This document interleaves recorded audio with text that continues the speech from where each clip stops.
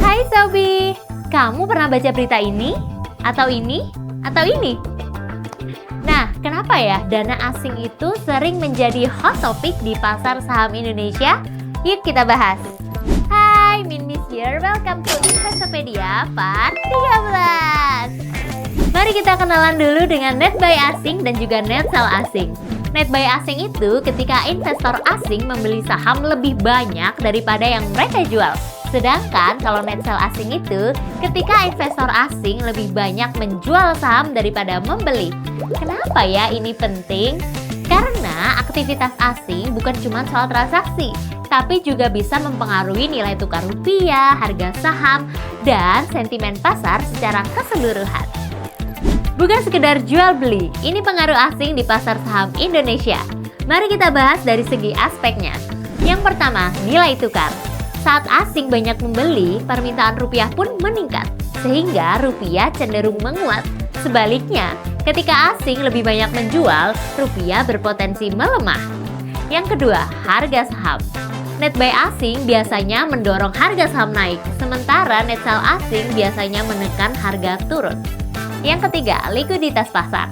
Masuknya dana asing membuat pasar lebih liquid dan menarik, sedangkan keluarnya dana asing membuat pasar kurang diminati. Yang keempat, efisiensi pasar. Aliran dana asing meningkatkan persaingan, sehingga spread harga lebih kecil dan transaksi lebih efisien. Jika dana asing keluar, spread menjadi lebar dan efisiensi menjadi menurun. Yang kelima, transparansi informasi. Kehadiran investor asing mendorong emiten lebih terbuka. Namun saat arus dana asing melemah, dorongan transparansi bisa berkurang. Lalu gimana ya strategi terbaik saat pasar dipengaruhi oleh dana asing? Jangan reaktif dan tetap tenang. Arus masuk atau keluar dana asing memang mempengaruhi IHSG dan juga rupiah, tapi efeknya bisa berbeda antar sektor. Fokus pada strategi jangka menengah hingga panjang. Jangan hanya terpaku pada pergerakan harian. Kemudian, perhatikan sektor yang sensitif. Investor asing biasanya aktif di saham big caps seperti perbankan, consumer goods, dan juga komoditas. Jadi, perubahan arus dana asing lebih berpengaruh di saham-saham tersebut. Kemudian, lindungi portofolio dari risiko nilai tukar. Diversifikasi ke instrumen yang relatif defensif. Misalnya, reksadana pendapatan tetap, obligasi pemerintah, atau saham dengan fundamental yang kuat untuk meredam fluktuasi. Kemudian, ikuti data dan insight harian. Cek pergerakan net buy atau sell asing, update global dan sentimen pasar sebelum ambil keputusan. Jadi, pergerakan asing itu memang penting, tapi jangan sampai bikin kita panik ya.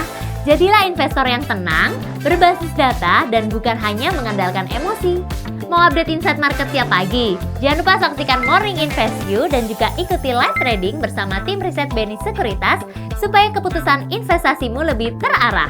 Yuk share pendapatmu di kolom komentar tentang investor asing di pasar saham Indonesia.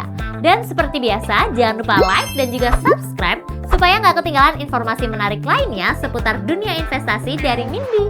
See you on the next episode. Bye-bye. Salam cuan.